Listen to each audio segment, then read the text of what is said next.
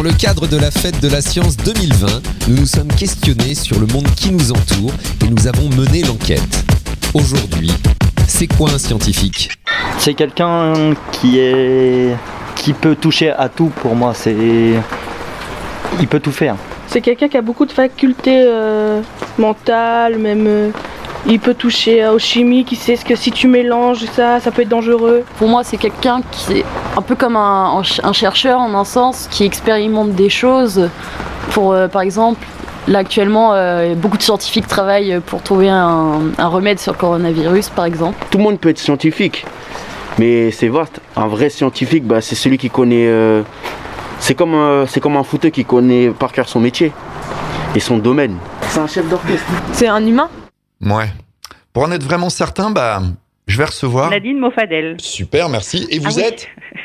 Je suis enseignant-chercheur en chimie à l'université de Rouen, sur le campus d'Évreux. Un scientifique, si on regarde la définition donnée généralement, c'est apparemment une personne qui a des compétences dans les sciences appartenant aux mathématiques, à la chimie, à la biologie, à la physique.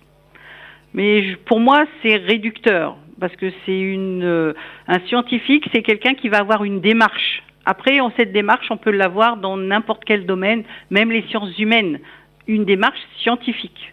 C'est-à-dire que la personne, elle va observer, elle va voir quelque chose, ça va l'interpeller, elle va se poser une question. Et à partir de cette question, elle va essayer d'y répondre.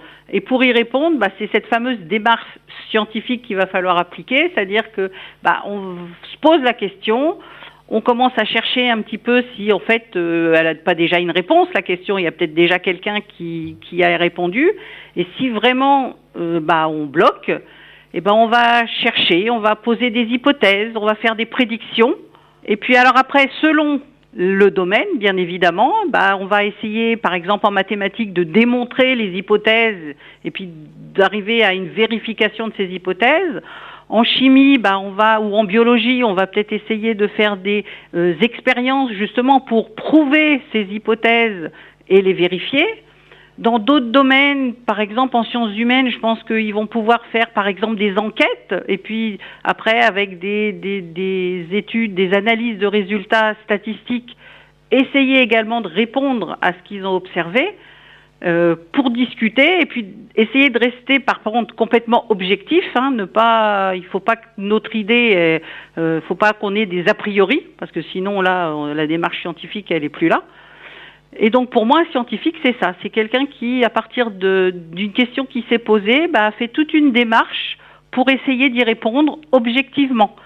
Après, c'est vrai que c'est peut-être plus courant dans les domaines des sciences, c'est-à-dire en mathématiques, en chimie, en physique, en biologie, en sciences de la Terre. Mais pour moi, tout le monde peut avoir un esprit scientifique. Après, cette démarche scientifique, c'est sûr qu'elle s'acquiert avec l'expérience et peut-être avec les études. Donc souvent, les scientifiques ont des niveaux d'études, Bac+3, Bac+4 ou doctorat, enfin voilà. Mais pour moi, même quelqu'un qui est très observateur, qui est curieux, peut avoir une démarche scientifique et on pourrait l'appeler scientifique.